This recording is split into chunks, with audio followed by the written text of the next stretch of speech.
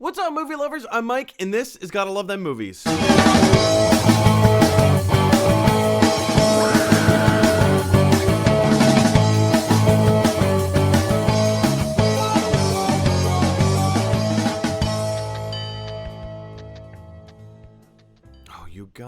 You guys, welcome back to another edition of Gotta Love Them Movies, your daily dose of movie news.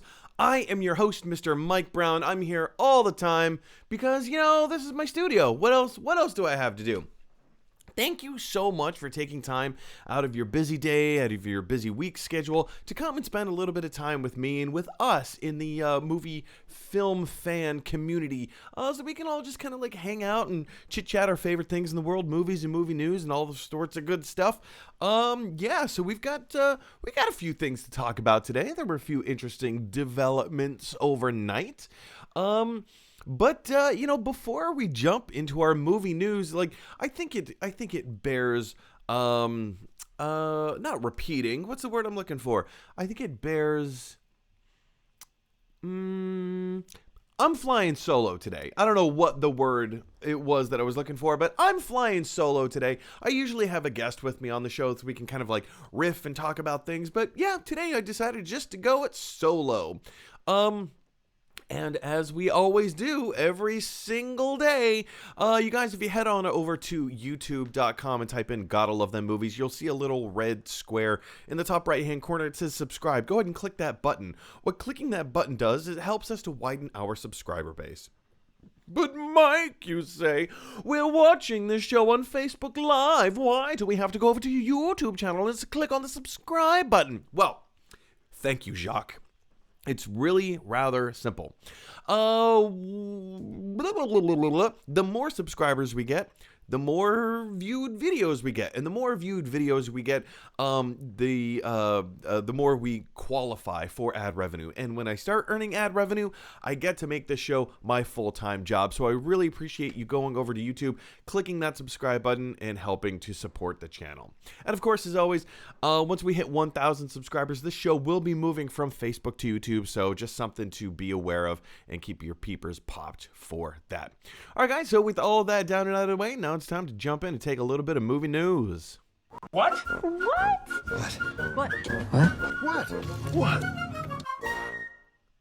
All right, you guys. Our first bit of movie news is coming to us from Variety, and I'm pretty excited. In previous videos, previous episodes, I've talked about how excited I am for this particular show to come out, but there's a little bit more news. The TV show Animaniacs is returning.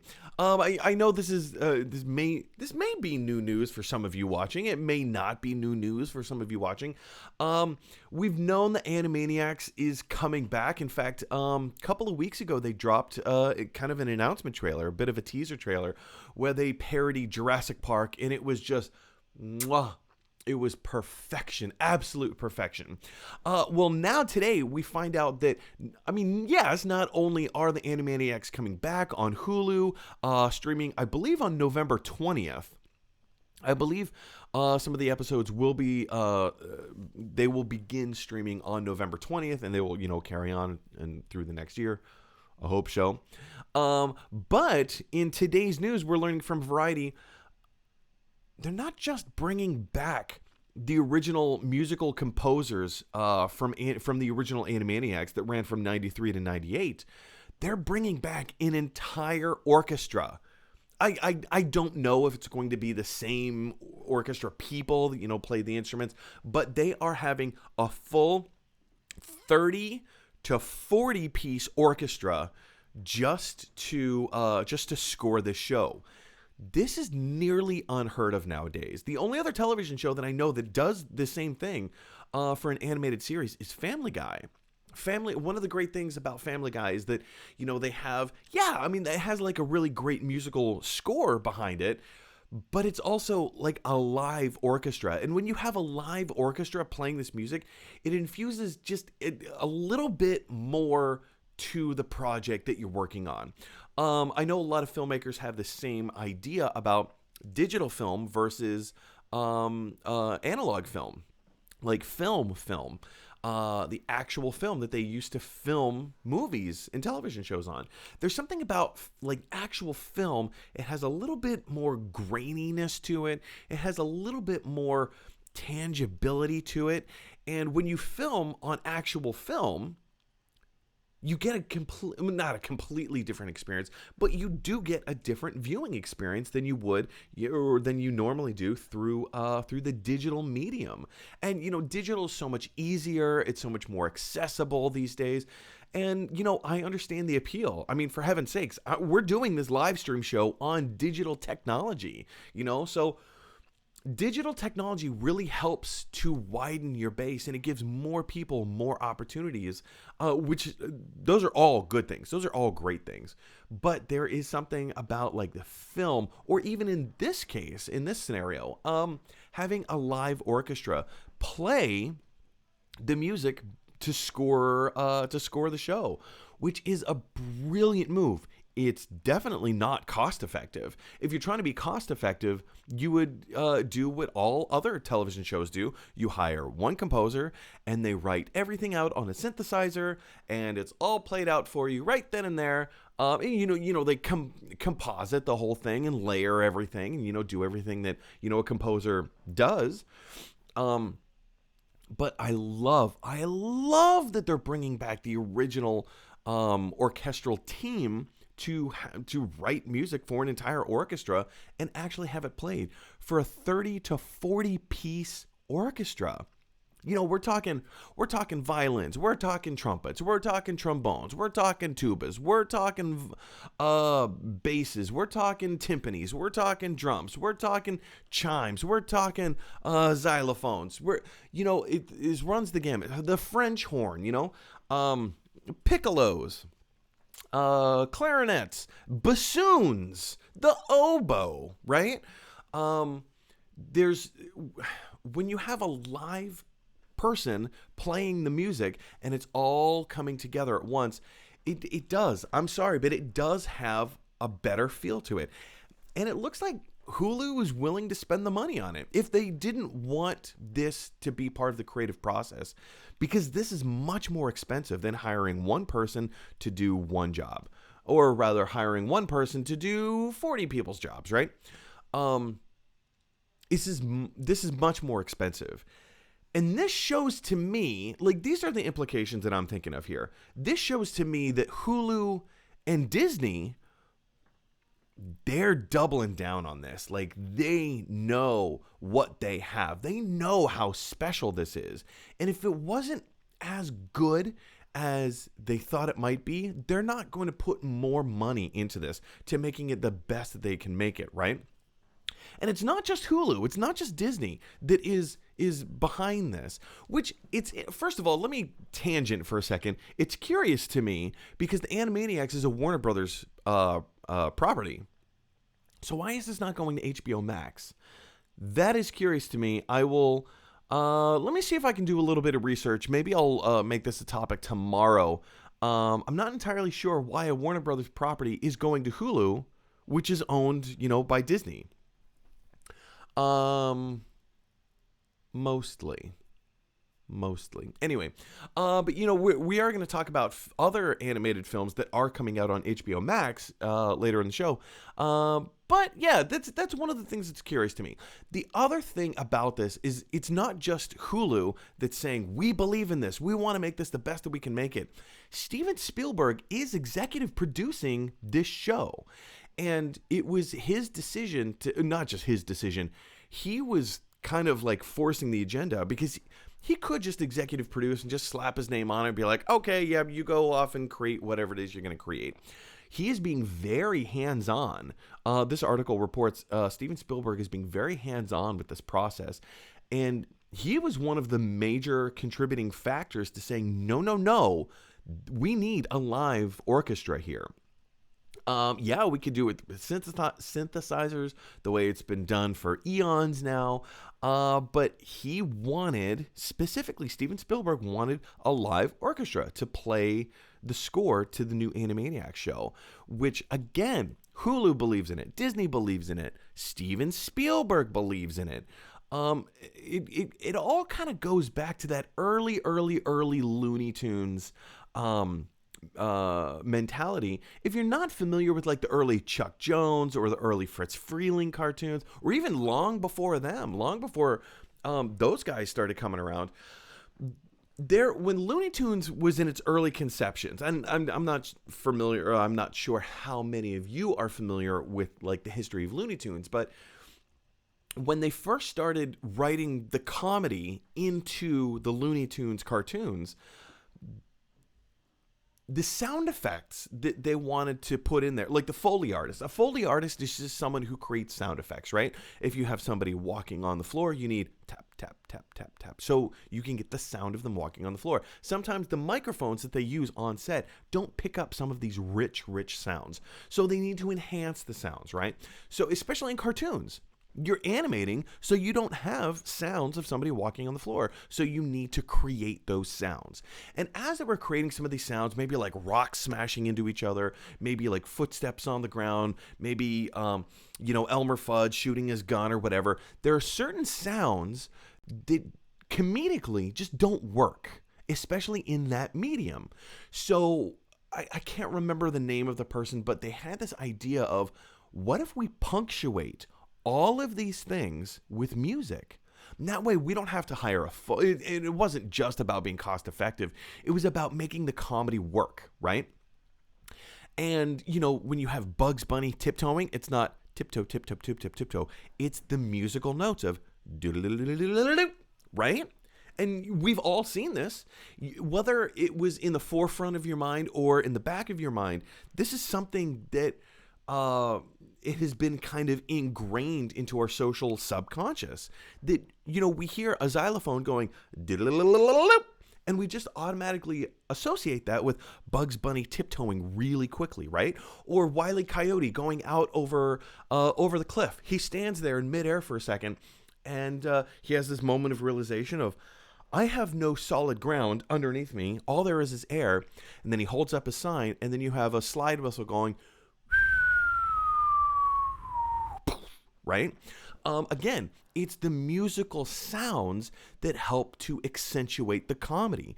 And that is one of the things that makes Animaniacs worked in the 90s so well, is because they understood this. The composers, they understood, and it's not just like, hey, let's get some composers. These are 2-time Emmy Award-winning composers on Animaniacs. And not just on Animaniacs, they've gone on to do a host of other projects as well. Here, let me bring this article up a little bit. Let's scroll down through. Some of their other credits include, Tiny Toon Adventures, Tasmania, Pinky and the Brain, which, is closely related with Animaniacs, and Hysteria. Again, not to mention like all the other projects that they had been working on as well. So this is a creative team that they know what they're doing. I don't know why my web browser is being weird right now, but they know what they're doing. They've been doing it forever. They know how musical comedy works. And there's no downside to this, you guys. Hulu believes in it. Steven Spielberg believes in it. Disney believes in it. The filmmakers themselves are believing in it. The other executive producers believe in this. This can only be a good thing. But the question is for you guys, do you have a different thought on this? Do you have a different angle? Jump on down to the comment section below and let me know your thoughts. Okay, guys, it is time to move on to our second bit of movie news for the day. And our second bit of movie news of the day comes to us from Collider. And I had no idea. I had no clue that there was a Gremlins prequel animated television show in the works. So this is a 2-part news story here. First part news story, guess what? Gremlins is getting an animated television show, an animated prequel television show, and it's going straight to HBO Max. Again, this is coming hot off the heels of Tiny Toons Looniversity. Yesterday we just dropped the news, or news dropped. It's not like I dropped the news. I'm not that much of an insider, you guys. But news came out yesterday that Tiny Toon Adventures is having a kind of a sequel or like a reboot show called Tiny Toons Looniversity, following the adventures of the Tiny Toons. It being executive produced by Steven Spielberg as well, coming out on HBO Max. Well, now today it's being reported not just that that there's a sequel to Gremlins, a prequel to Gremlins called Gremlins Secrets of the Mogwai. Ooh. But also, there is a little bit of concept art that came out today as well. So let's take a look at this concept art here. And yeah, so one of the animators on the show, the Evil Dead. I'm unfortunately I don't know his name, but this is the concept art that he put out today. Just look at this. Look at how beautiful this is. I wonder if I can zoom in. Is there a possibility of zooming in? Maybe not. Anyway, look at how beautiful this concept art is, you guys. Lean in close. Look at your screens. It looks beautiful. Now, who knows what the actual animation is going to end up looking like? Who knows what the actual animation will look like? But the concept, like the art to this, oh, it looks glorious. Now, keep in mind, this is just concept art. This is not what the actual animation art will look like. They very oftentimes try to mirror like the animation style, the art design after the concept art. Same thing with Lord of the Rings. Lord of the Rings was very famous in doing this, in that they hired a few guys who were Tolkien experts, and not just experts, but Tolkien artist experts, and they created a lot of the concept art that became reality in the film, right? So they had to do a lot of digital compositing. They had to do a lot of CGI creation, and also like practical set design creation. Does it look exactly like frame for frame perfect on screen as it did on the page? No, because it's concept art, and that's exactly what this is. The show will look a little bit different, but if it looks anything remotely close to this, you guys, I think this is going to be a beautiful, beautiful show. And yeah, like I'm excited to, first of all, I was excited to hear about Gremlins. If this was going to be a live action show, I might have a little different feel for this. I don't know, maybe I wouldn't, because it's a television show. Like television shows and movies, they're often a little bit, different. That being said, I don't know, like it just, the whole idea of this sounds so cool. And it takes place, the article goes on to say that, and it wasn't Collider that broke the news. I believe was it Variety? I want to say it was Variety that broke this news. The show takes place in a 1920s China. Whatever that, we have the concept art. We kind of know what that's going to look like. Maybe a little bit of as to what that feels like. I personally want to know. This is one of my, it's not a gripe per se. It's one of those conceits that you just have to accept to enjoy the movie. And the original conceit of Gremlins, first of all, that, they actually exist. There's like these little gremlin-y things that exist. But I want to know where the rules came from. There's the 3 rules when dealing with Mogwai. 1, they can't eat past midnight. 2, you cannot expose them to sunlight. And 3, under no circumstances whatsoever should you ever get them wet. Ever. Which, I mean,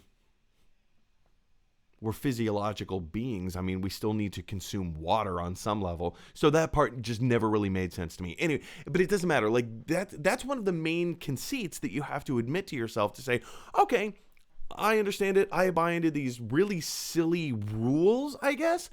I would like to find out where those rules came from. How are those rules, like why, how do they exist? Like where did these rules come from? Also, if they can't eat past midnight, is that like per time zone?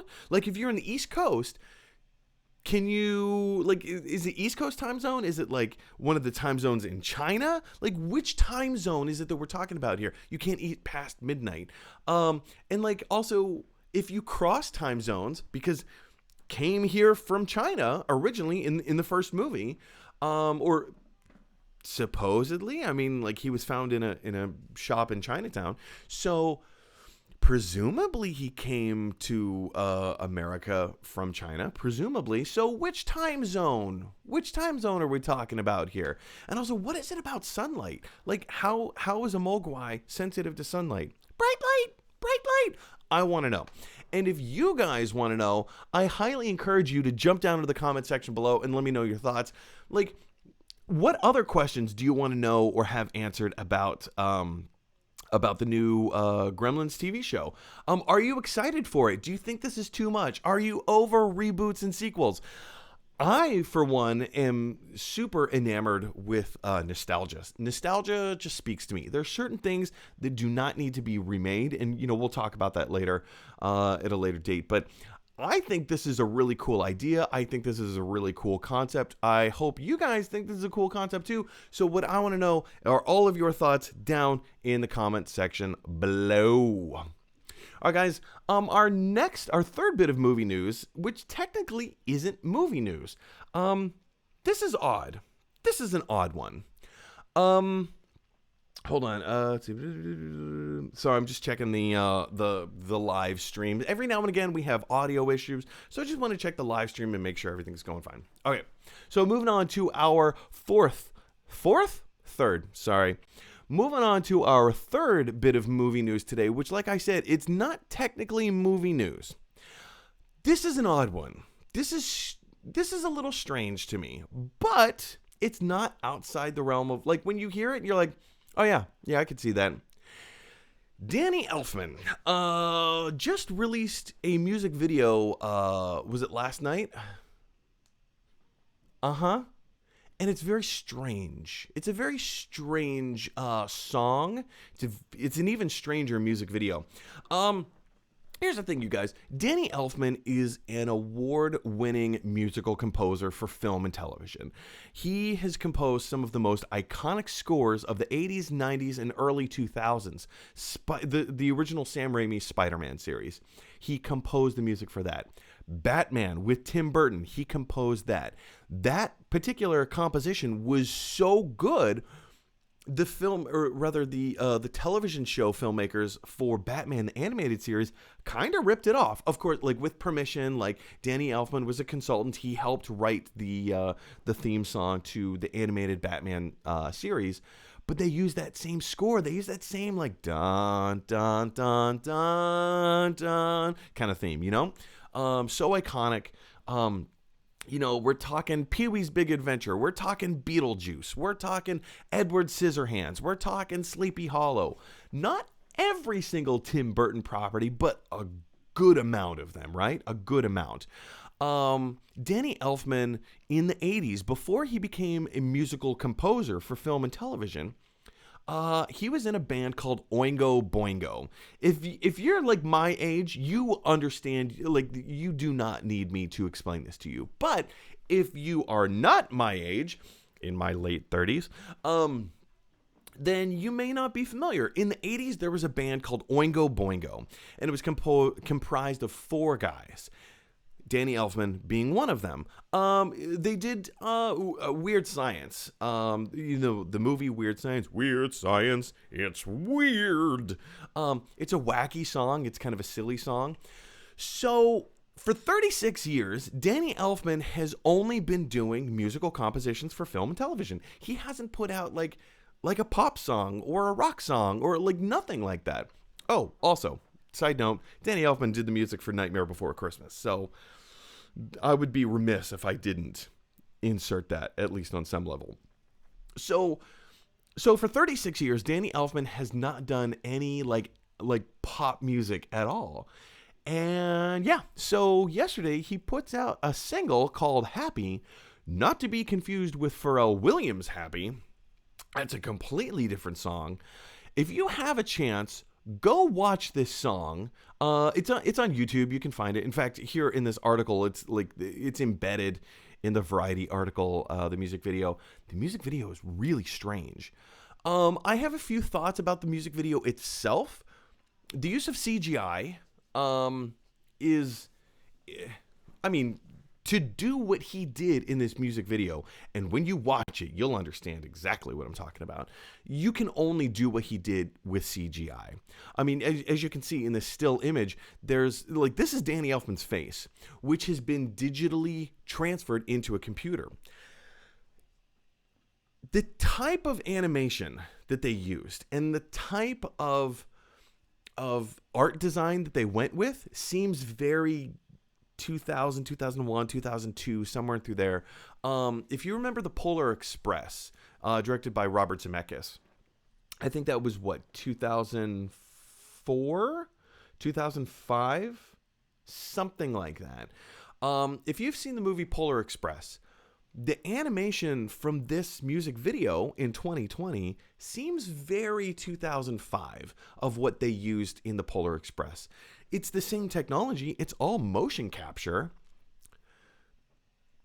but it doesn't look like it's rendered very well. Now, that very well could be the budget that he was working with. That very well could be the budget that he was working with. He just can't afford like an Avengers Endgame level style of CGI and compositing and motion capture, like a Lord of the Rings or The Hobbit. Like that's expensive. That type of stuff is very expensive.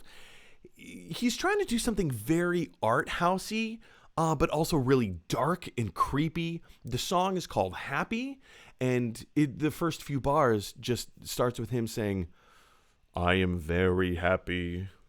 I am very happy. I am very happy." And it's like this weird existential, like, what is this? It's weird. This is a weird song. And it's supposed to be that way. This is a weird music video, and it's supposed to be that way. When I watched this, it gave me a lot of vibes from, Back to the Future. What's his name? The guy who played Crispin Glover. So in the early 90s, and I think I want to say it was like 92, 91, 93, like somewhere through there. Crispin Glover tried to do like this. He wrote a song called Clowny Clown Clown, and then, subsequently he had a music video to go along with it. And it's so strange. It's such a strange song because he's trying to be like super art house about it, and he's trying to be like existential and like make you think, but with all these very bizarre, not demonic imagery, but borderline demonic imagery, right? And if you haven't seen Clowny Clown Clown, go Google or go down YouTube and look up Clowny Clown Clown. The quality of the video isn't great, but it's fine. It's just bizarre. It's just weird. And those were the same kind of vibes that I was like, this is a 2020 version of Crispin Glover's Clowny Clown Clown. I think I liked it. I'm not entirely sure. The song isn't all that catchy. In fact, there are parts of the song that I would even argue are not very good. Musically, it's interesting. Lyrically, it's not capturing my attention, I think Danny Elfman is trying to say something here. If you've seen the music video, I would love to hear your thoughts. Like I said, it's a bizarre one. It's a strange one. It's not movie news per se, but Danny Elfman is in pop culture, pop zeitgeist, and very, very, very closely related to movies and movie news and in film and in television shows and stuff like that. So I would very much love to hear your thoughts. Have you heard the song? If you have, jump down to the comment section below and let me know what you think about this song. What is it he's trying to say? For me personally, I need to hear the song a few more times before I kind of come to a conclusion as to what I think it's about. It's very odd. It's very, very odd, but also very well timed. Halloween is on Saturday, right? And so here we are on Thursday. So Halloween is 2 days. Holy cannoli, you guys. I'm having this Halloween is in 2 days. Halloween is in 2 days. Crazy. Yeah, so Halloween's in 2 days. Danny Elfman just drops this. Everything that he does is very kind of like moody, but in like Halloween moody kind of thing. And he's great at what he does. And also, given the political nature of the world right now, and again, I may be looking into this, but it's very possible that he's trying to say something about being happy and like the crazy state of the world right now. Who knows?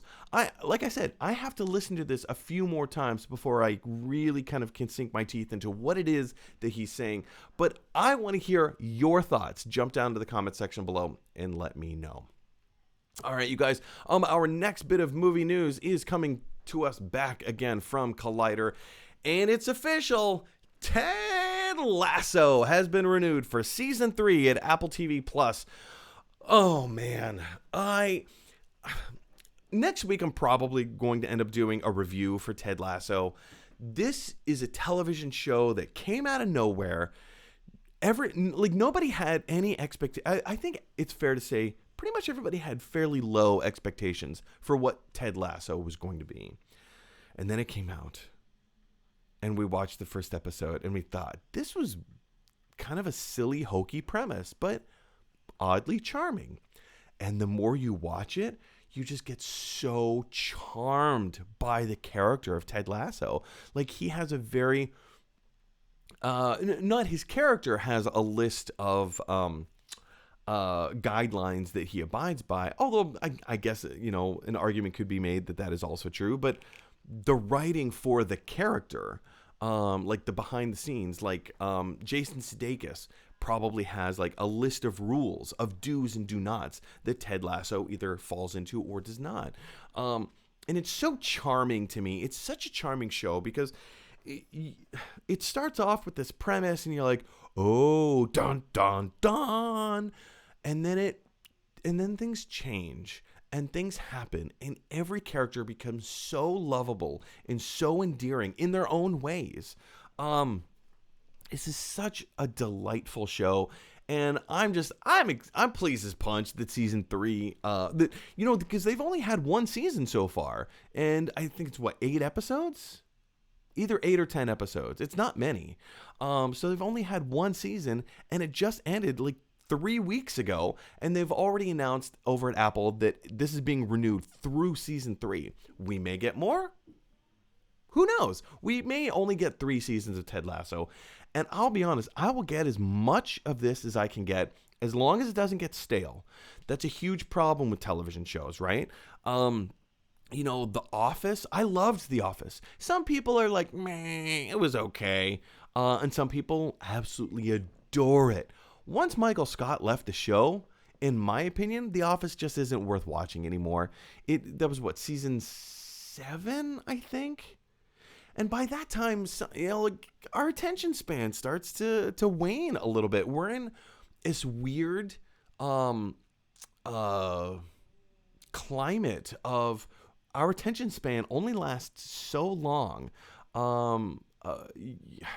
I don't know. It's a strange concept. I mean, it surprises me that podcasts and even this show lasts an hour and a half. It amazes me that people will actually put this on, listen to it in their headphones, and go about their day.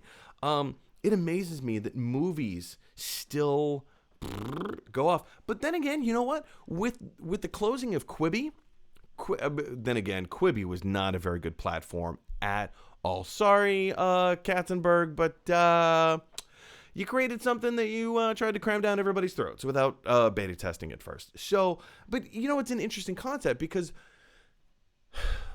with the closure of Quibi, you know what? I may eat my own words here. I just might be eating my own words here. Maybe the closing of Quibi is kind of a testament to humanity and saying yeah, maybe we want shorter content, but we don't need micro content. We don't need micro content. 10-minute episodes of whatever show to equal cool, you have 4 episodes, 40 minutes, there's your season. That just seems, I don't know, it just seems too much. So all of that is to say, I love Ted Lasso. I'm so excited that, we're going to get a season 2, and now it's been confirmed a season 3. Who knows what they have down the line. I am excited to see, but the question is for you guys, what do you think of the renewal of Ted Lasso through a third season? Are you excited? Do you love it? Do you hate it? Are you somewhere in the middle? Jump down to the comment section below and let me know your thoughts. All right, guys, our fourth, is it right? 1, 2, 3, 4, 5. Oh, our fifth bit of movie news today comes to us in the form of welcome to the Blumhouse. I believe it's Blumhouse.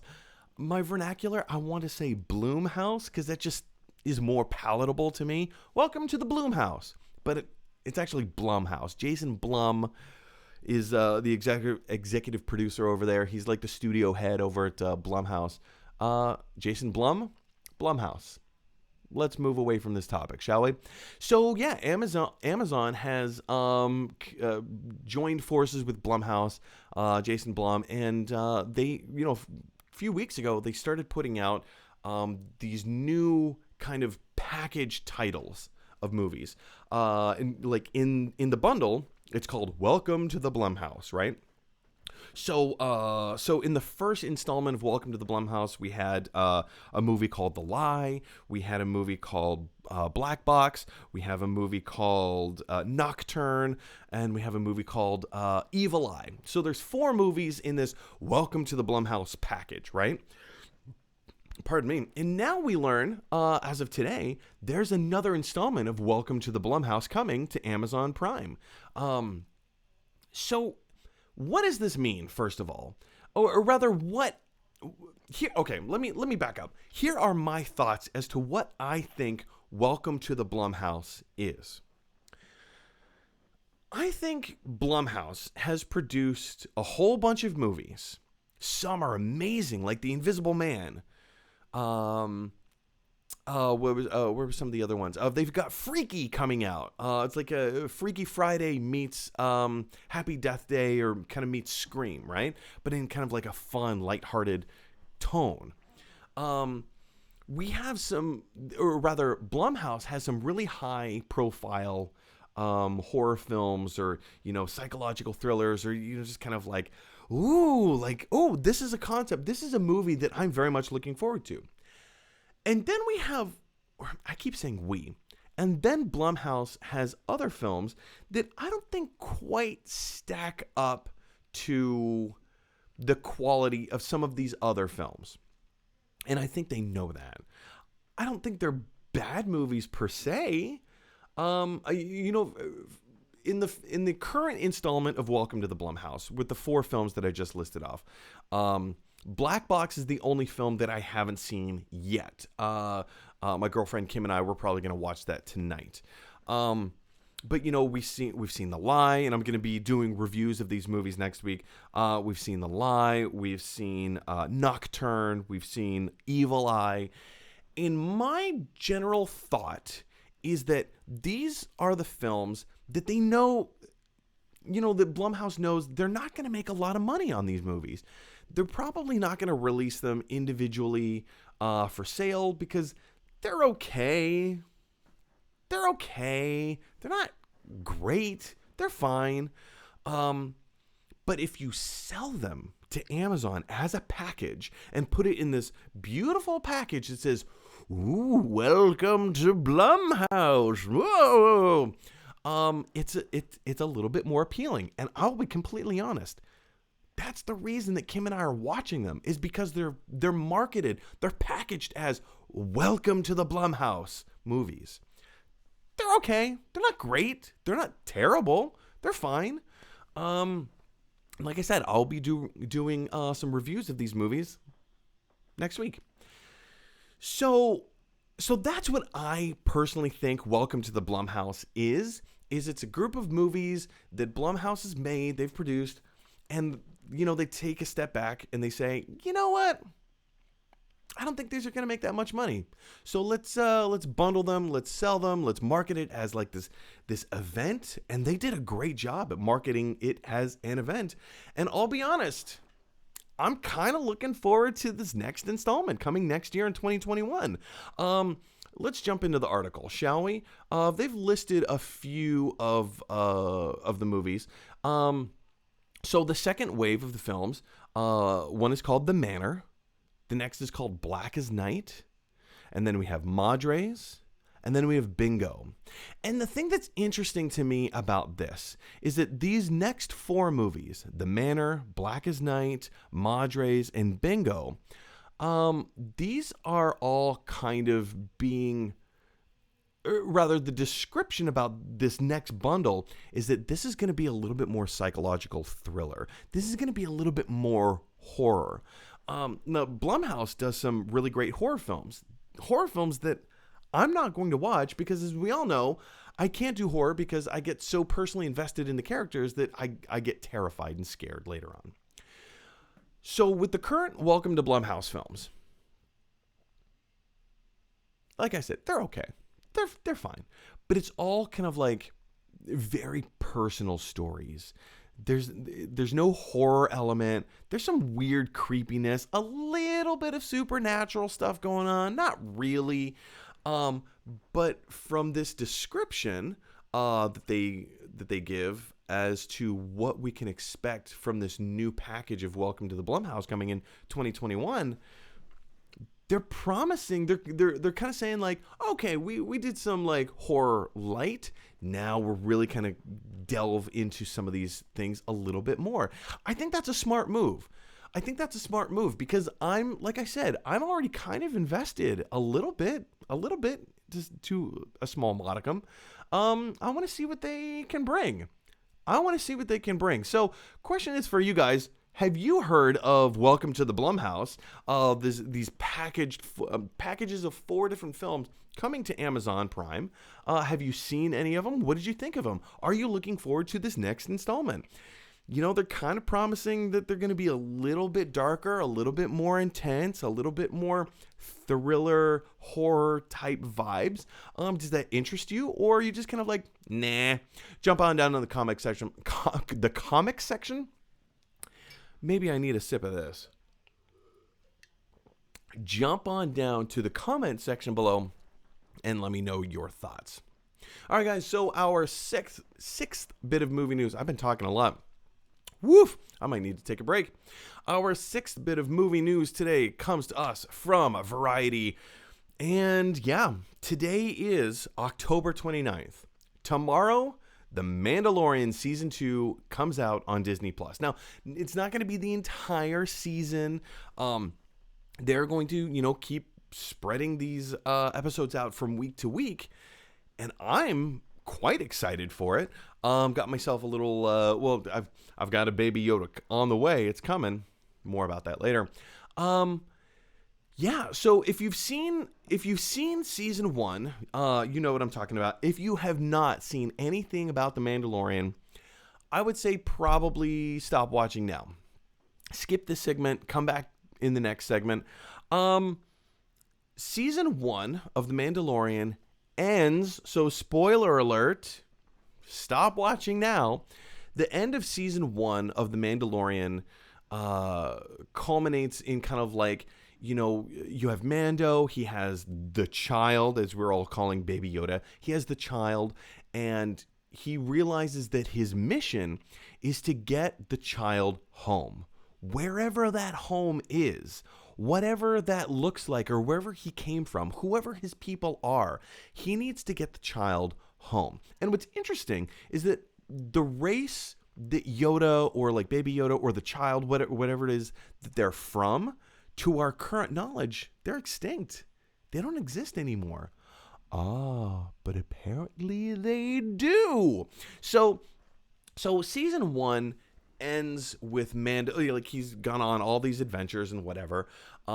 We know the Jedi are going to be making some kind of an appearance, some kind of something. We know Ahsoka Tano will be making an appearance. We know Katie Sackhoff is going to be making an appearance as well. By the way, Rosario Dawson will be playing Ahsoka Tano. Asako. I can't think of her name. I can't say her name. I can't pronounce her name. Ahsoka Tano. We know she's only going to be popping up in one episode, so there's not going to be a lot of... If you're familiar with the character of Ahsoka Tano at all, usually from, I think it's from the Clone Wars, the animated television show is where she made like her big debut. That's primarily where people know her from. She's in some of the extended universe books and stuff like that. To my knowledge, she's only showing up in one episode. So here's the thing, you guys.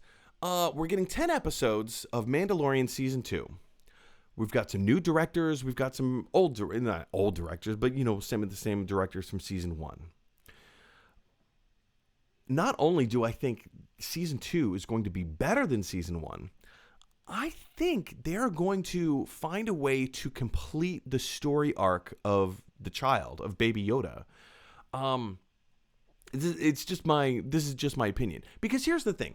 If you drag that story out too long, it's going to get old. It's going to start to feel tired. It's quite possible that because he's at the end of Season 1, he's been given a mission. He's been given a job. You need to get this child home. So I have a feeling, and we don't really know how the growth spurts of this race of alien exists. We know that the child is 50 years old, but he's still a tiny little baby. So it takes a long time for this Yoda race to age, right? Or mature. It takes a long time for them to mature and grow up. So here's my thought. Here's my personal theory.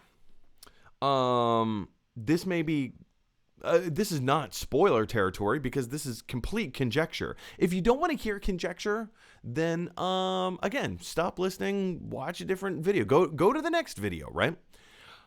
I have a feeling that Season 2 is going to culminate with Mando finally getting the child to his home species, his home race.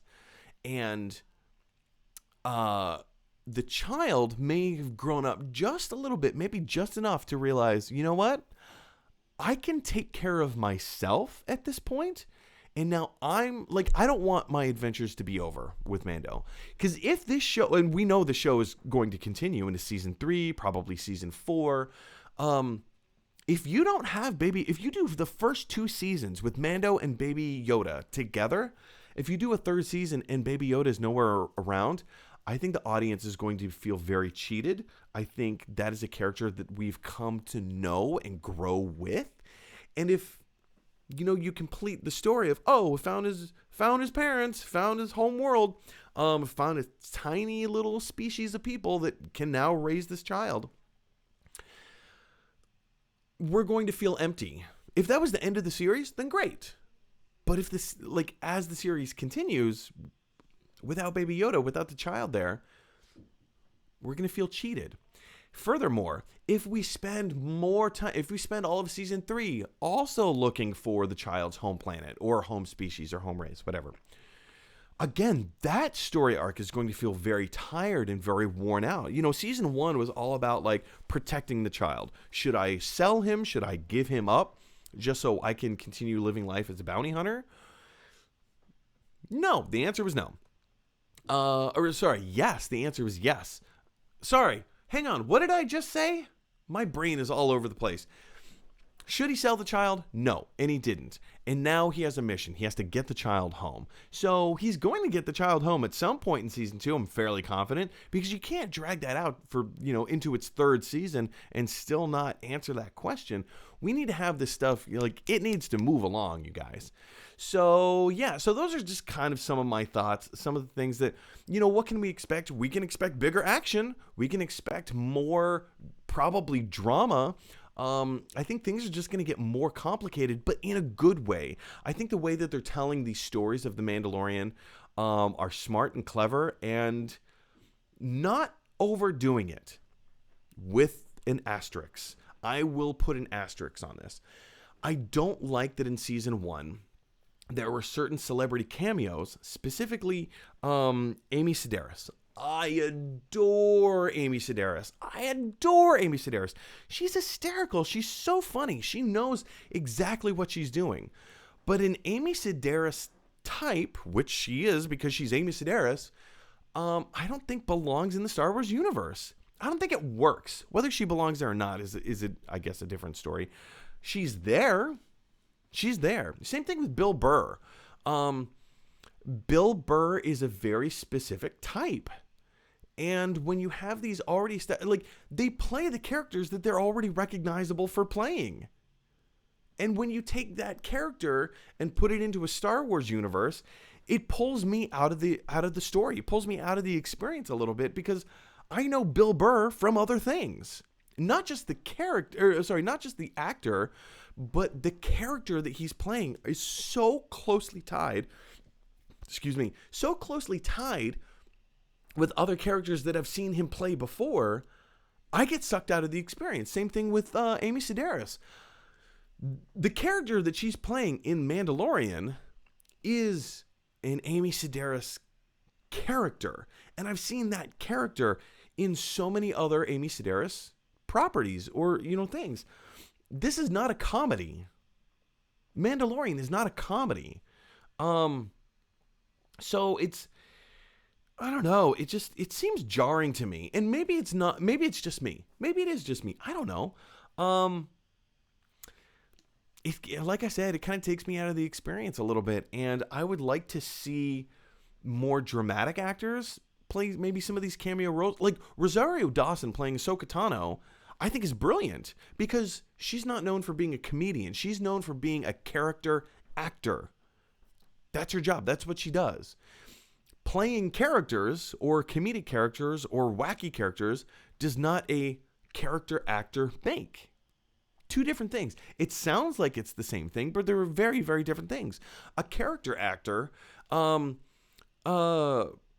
adapts their acting technique to whatever is needed in that scene, right? Or for that character, or for that movie, or for that project.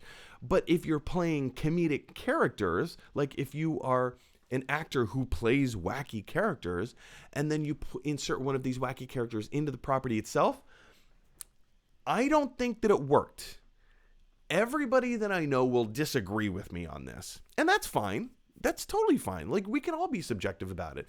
And let's be honest for a second. Isn't it great that we can have such an amazing property, such a wonderful television show that we can point to and say, like, oh, what a great show. I love it so much. And then just have like one or two things wrong with it that we can like pick it apart all day.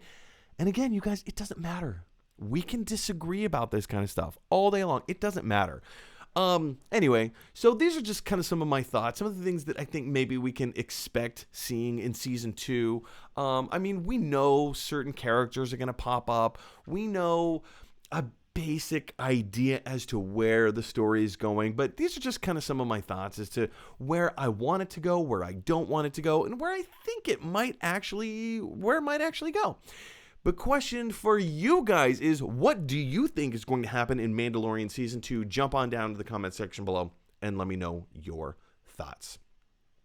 Okay, you guys, so with all of that, we have one final topic. We have one final bit of movie news for the day, and that is this. Again, coming from Collider, the first footage from Halloween Kills shows that Jamie Lee Curtis is coming back. We kind of already knew Jamie Lee Curtis was coming back for the sequel, or I guess the threequel, or oh man, how many Halloween movies have been made?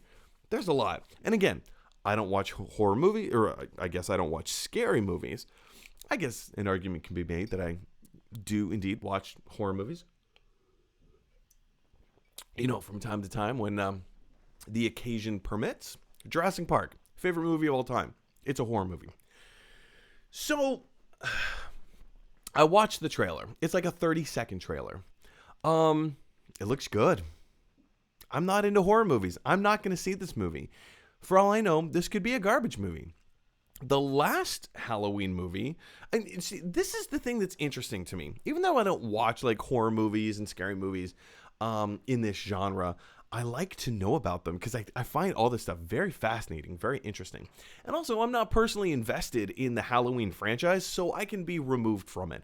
I can see what it is that they're doing, and I can have my opinions on it. And I think that my opinions are maybe a little bit more favorable than other fan opinions because they are so closely associated with it. But here's what I think. So we had Halloween in, 1978, I believe? John Carpenter's Halloween, 1978. Very famous. Very famous. I would even dare argue it is the quintessential Halloween movie for a whole bunch of reasons. Then they went off and they made Halloween 2 and Halloween 3 and blah, blah, blah, blah, blah, blah, like The Revenge of Michael Myers and like in all these Halloween movies, right? And they established in that universe, there was no universe at that point. It was just a series of movies. So they established that Michael Myers, I believe it was in the second movie, that Michael Myers was the brother of Jamie Lee Curtis's character. Oh, what is her name? Well, now we have to look it up. It's right on the tip of my tongue. It's in this article somewhere. Halloween, Masked Killer for decades. Halloween Kills is being written by this person. First 2 sequels. Pandemic. Laurie Strode? Strode? I think it's Laurie Strode. So in the sequel, in Halloween 2, they established that Michael Myers was the brother of Laurie Strode, and that through all the rest of the movies, he was just trying to kill every member of his family, period. And then it got to the point where, like, I don't know, it seemed a little convoluted. There was Halloween H2O. I saw the first, 5 minutes of that, and I was in high school. I was on the band bus. Everyone's like, yay, let's watch a horror movie. And I was like, no, please, can we not? Opening sequence, there was a kid, I think it was Joseph Gordon-Levitt, actually. He gets an ice skate embedded into his face. And so, of course, when the people come looking for him, they turn the chair around, and here's Joseph Gordon, dead corpse of Joseph Gordon-Levitt with an ice skate embedded into his face. And, of course, he's dead, right? Freaked me out. I was so terrified. I was so scared. One of the many reasons that I don't watch horror movies. But yeah, and then 2018 they did another Halloween movie. Was it just called Halloween 2? I can't remember. But that was they kind of retconned everything. So there was the original 1978 Halloween movie, and then there was Halloween 2 that came out afterwards, and then there was all those other movies that took place kind of like in linear fashion, right? So when they did the 2018 Halloween movie, they said, you know what? We're going to build off of the first Halloween movie. We are going to retcon Halloween 2, 3, 4, 5, Halloween H2O, all of that stuff. We're going to pretend like none of that existed. And now here's this alternate reality, right? Let's say that after the events of the first Halloween movie, that now it's 30 years later, or 35 or 40 years later, whatever, however much time passed, Michael Myers is back, and he's here to kill Laurie Strode. And now, Jamie Lee Curtis reprises her role, because I believe, somebody correct me if I'm wrong, but I believe in one of the movies that she died. I believe Michael Myers killed her in one of the movies. I don't know. Didn't watch them. Do I care? No, I don't. And now they're doing another sequel, which Halloween Kills is the name of the sequel. Was that an overly drawn out explanation as to the Halloween franchise? Maybe, but I think this is a really cool idea, and here's why. It doesn't matter. I understand that there are diehard lovers of this universe. Well, it's kind of a universe now. There are diehard lovers of this franchise. People love the Halloween movies. I have no love for them because I've never seen them. I think it's interesting, though, that we live in a time and age when we can go ahead and retcon certain things and just move on. It's almost like a what if. What if? Da, da, da, da, da, da, right? Which I guess that's more of a Friday the 13th. I think that's so cool that we can do that now. And if you don't like it, that's fine. Because guess what? All the original films are still there for you to behold and enjoy and have fun with. If memory serves, the 2018 Halloween reboot sequel, I guess is what we can call it, did pretty well. It wasn't the most critically acclaimed. It wasn't the most beloved of the Halloween franchise. But if memory serves, it did pretty well, even financially. So with this particular film, I am interested to see what the audience response is. I'm interested to see what the critical response is, because based on this 30-second trailer that I saw, it actually looks kind of cool. It looks like the movie that I kind of want to go see, and I don't do horror movies. And if I kind of want to go see this horror movie based on a 30-second trailer, they have done their job. But question is for you guys. Did you see the 30-second trailer? What do you think of Halloween Kills? Are you just done with this franchise? Do you want it to be over and done with? Or are you actually looking forward to seeing where this goes? Yeah, jump down to the comment section below and let me know your thoughts. Okay, guys, that pretty much does it for our movie news today. As we do every day, we're going to jump in and take some of your live questions. A few of you have been firing in live questions throughout the show, so we're just going to go ahead and address some of those here and now. Alive! It's alive! It's alive!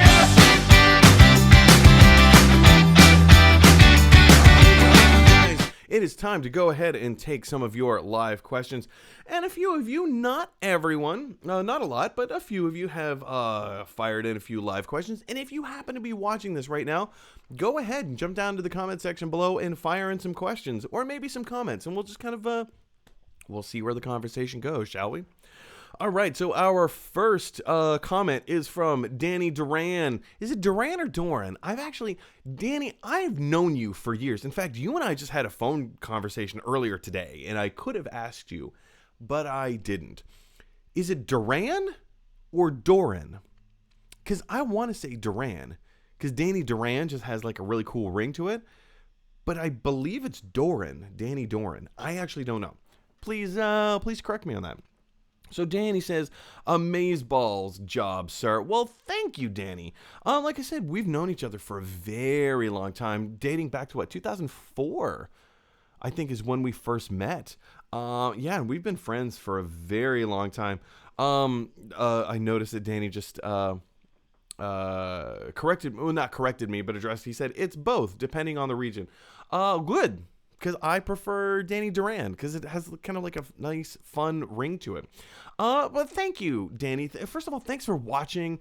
Thank you for being part of the community, and thank you for just supporting the channel in the way that you do, for providing comments and liking the videos and subscribing to the channel. All that stuff helps so much. Just getting the word out and spreading this whole thing, because let's be honest, don't we all just love sitting around and talking movies? Isn't that just like one of the most fun things ever?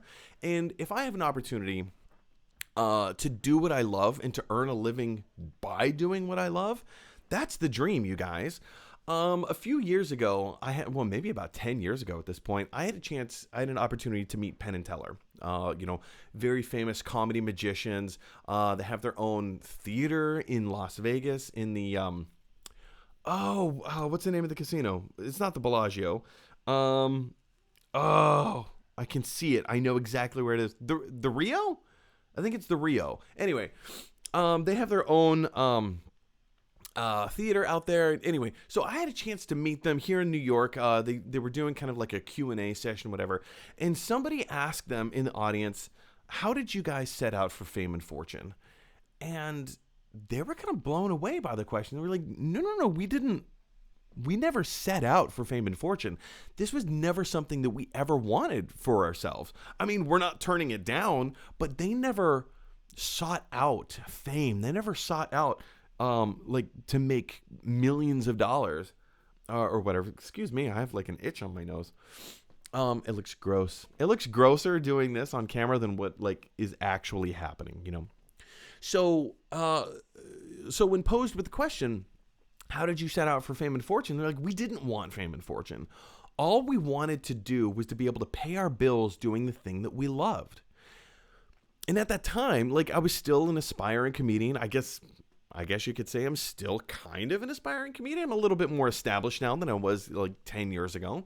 But at the time, I had this idea in my brain that in order to be a comedian, in order to be the type of comedian that I wanted to be, I had to get on Saturday Night Live. I had to be in the movies. I had to be a headlining actor, comedian. Like, that's what I needed to do, right? Penn and Teller changed all of that for me. They changed the way that I approached it. They changed the way that I approach my art. They changed the way that I approach the stage, in that it's not about fame and fortune. Fame is good for one thing, and one thing only: street cred. That's it. Fame is good for street cred.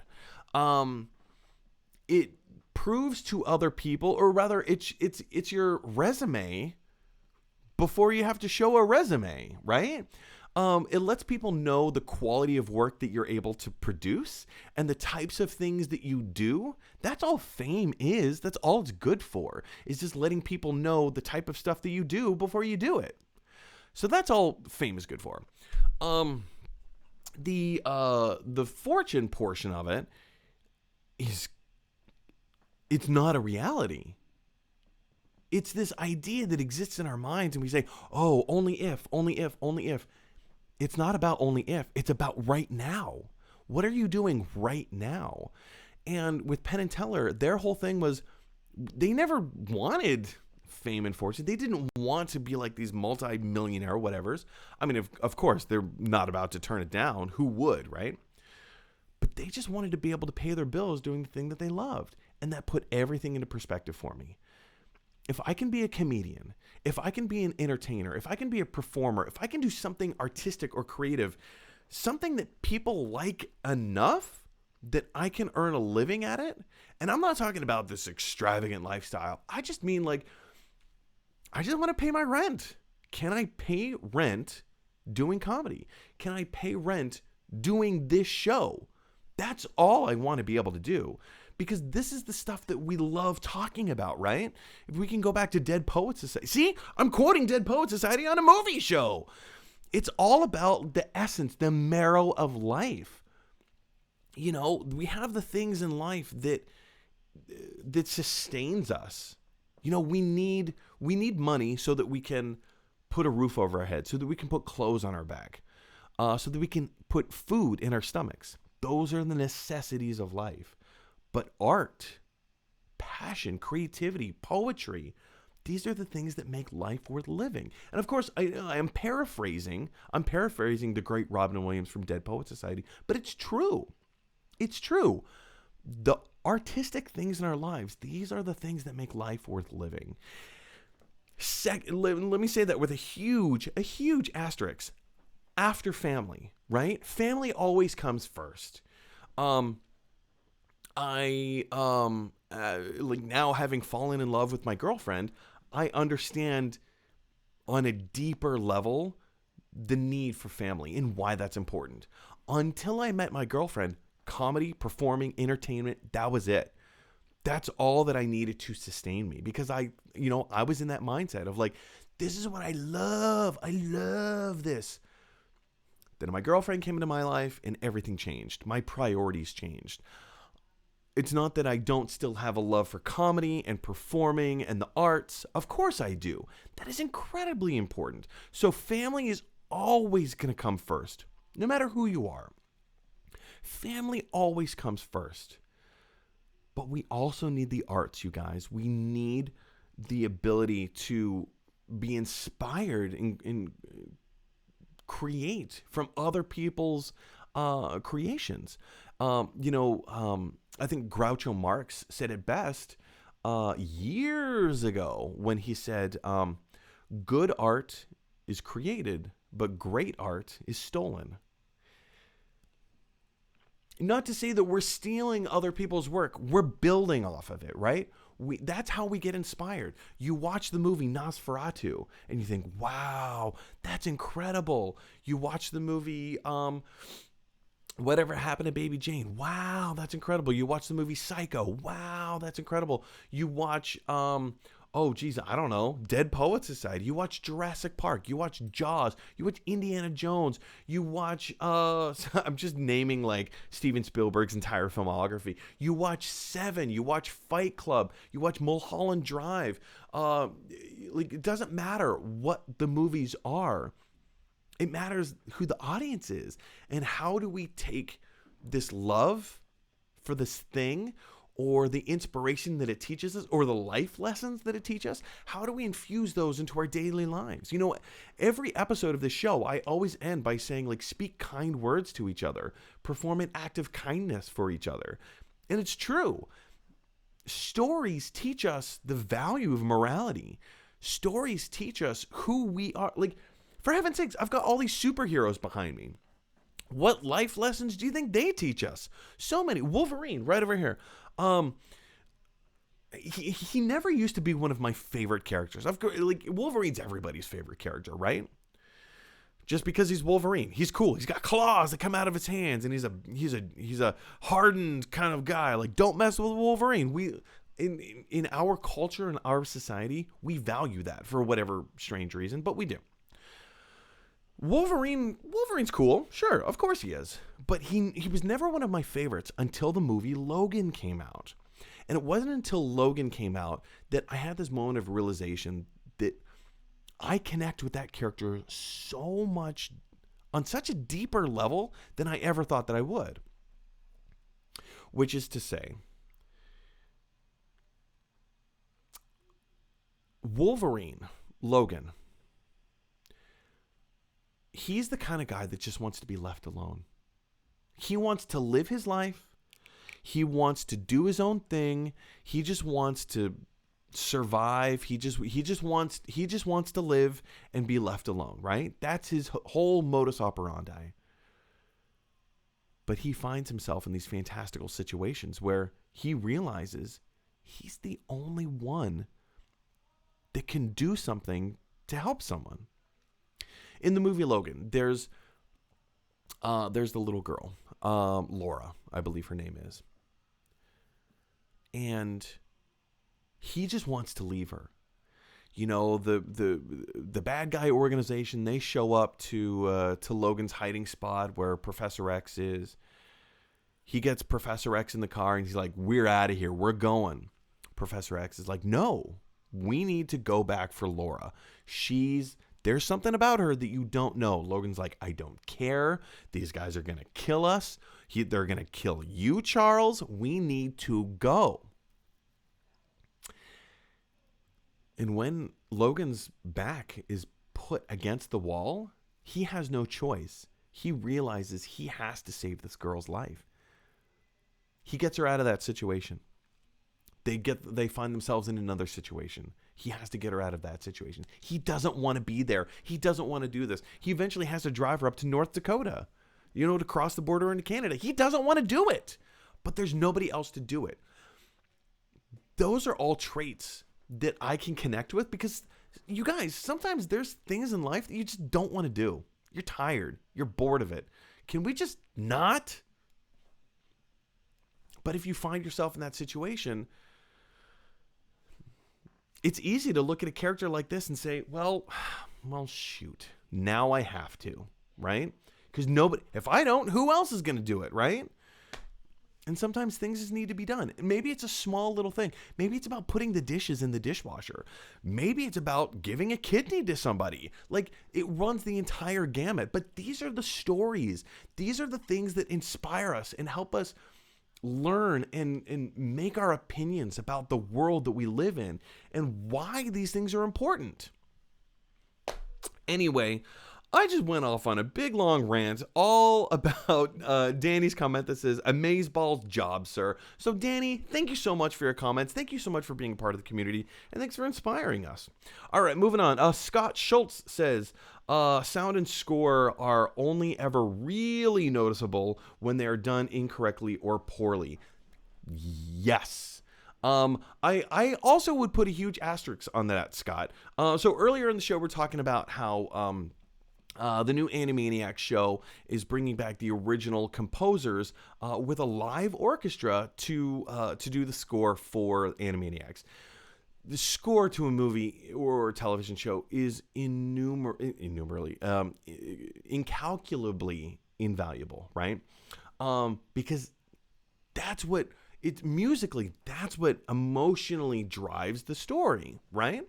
Or the moments or the situations. So here what Scott is saying is that sound and score are only ever really noticeable when they're done incorrectly or poorly. Usually, yes. In most cases, yes. John Williams, I will say, is the exception to the rule, and maybe uh uh oh shoot, what's his name? Alan Silvestri. Maybe Alan Silvestri to a certain extent. The composition, the musical scores for Back to the Future, would like that movie would not be anywhere close to the same if it wasn't for the music. And I noticed like it's those big scores that you notice right off the bat, right? But also like in a now day and age, in a modern day and age, that's not the trend. We don't have these big orchestral scores anymore. We don't have these, overarching melodies and themes that we can hum and whistle. Harry Potter was kind of a big one, but again, John Williams. But yes, to your point, if you are noticing the music, if you're watching a horror movie and you notice the music more than you notice the story of what's going on screen, you're doing it wrong. If you are in a political thriller, this is a big one. If you're in a political thriller and the music is taking you out of it, you're doing it wrong. I will say the film that really got me into film music, was The Fugitive with Harrison Ford. Was it 1993, I believe? It was such a simple score, and I think it was Gregson Williams. What's his name? Henry Gregson Williams, who did the score. I believe, somebody fact check me on that. But there was a scene where Harrison Ford's character comes back to Chicago. He's looking for the one-armed man. If you have not seen The Fugitive, drop what you're doing and go watch The Fugitive with Harrison Ford. It's a brilliant movie based on a true story. It's not all completely true story, but it is based on a true story. Like the events, the whole idea that that a one-armed man murdered his wife and now framed him for it, and the whole thing. It's such a good show, such a good movie.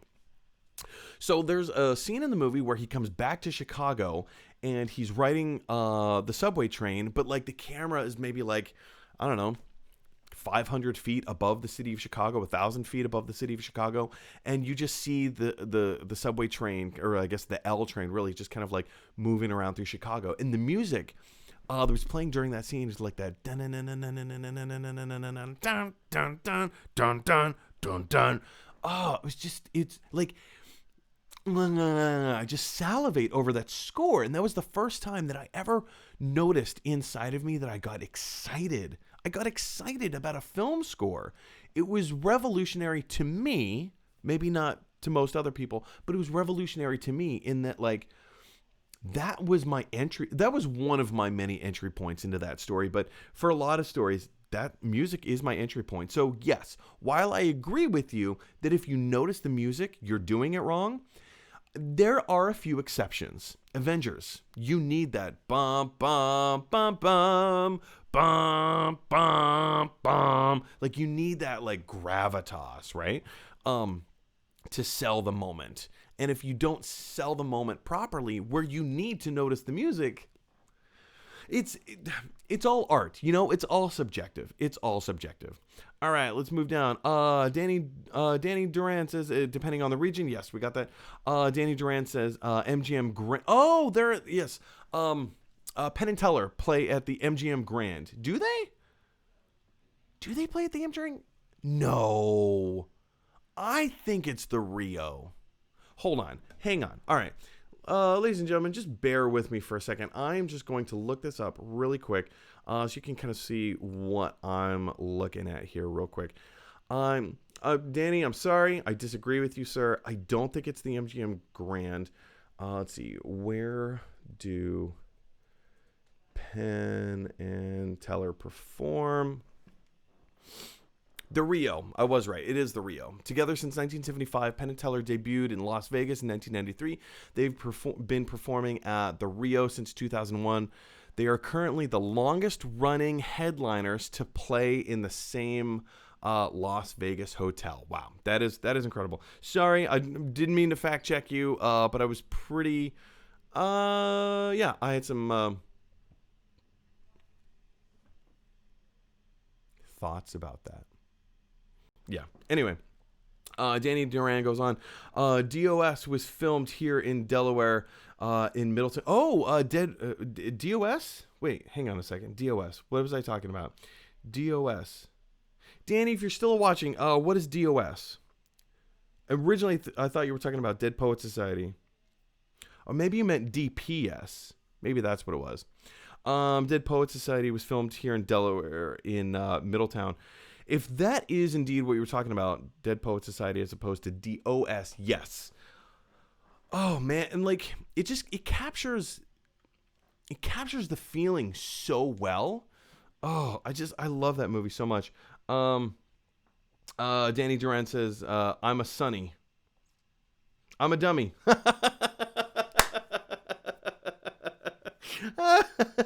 Sorry, if you're reading the live comments right now, he misspelled dummy and said I'm a Sonny. I was like, Sonny, like Sonny and Cher? What are you talking about? Yes. It was Dead Poet Society. Thank you so much for the clarification. Yes, Dead Poet Society, one of my top 5 favorite movies of all time. Oh, maybe I'll do a video, a future upcoming video about my top 5, or maybe even my top 10 favorite movies of all time. Now, again, keep that in mind. Film is subjective. We are inspired and swayed by whatever the flavor of the week is sometimes. And, sometimes I remember when The Dark Knight came out, boom, instantaneously. That's on my top 5 list. Ocean's 11. When Ocean's 11 came out, boom, immediately. Top 5 favorite movies of all time. It's still up there. I do love Ocean's 11 a lot. That is a great movie. Anyway, guys, Danny goes on and says, hey, listen, it's my day off and I'm pretty darn stoned. Well, thank you so much for being stoned and talking movies with us, Danny. And not just Danny, but Scott as well. And everybody else who's been watching the show and contributing. Thank you so much. This pretty much brings us to the end of our show. So, yeah, let's just go ahead and sign off by saying, if you like this video, click like. If you really like this video, click subscribe. And if you really, really like this video, click share. Because that is exactly what Robin Williams from Dead Poet Society would want you to do. All right, guys, my name is Mike Brown. This is Gotta Love Them Movies, your daily dose of movie news. Thank you so much for joining us. Thanks so much for being a part of the community and part of the discussion. Like I say every single day, if you have an opportunity to infuse a little bit of kindness into the world today, please take that opportunity. If you have an opportunity to speak kind words to one another, please take that opportunity. We live in a weird world where everybody has their own thoughts and ideas, and sometimes they clash. So please take that opportunity. Please speak kind words to each other. Please perform a random act of kindness if you have the opportunity. Anyway, guys, like I said, my name is Mike Brown. This is Gotta Love the Movies, your daily dose of movie news. And until tomorrow, have a beautiful evening.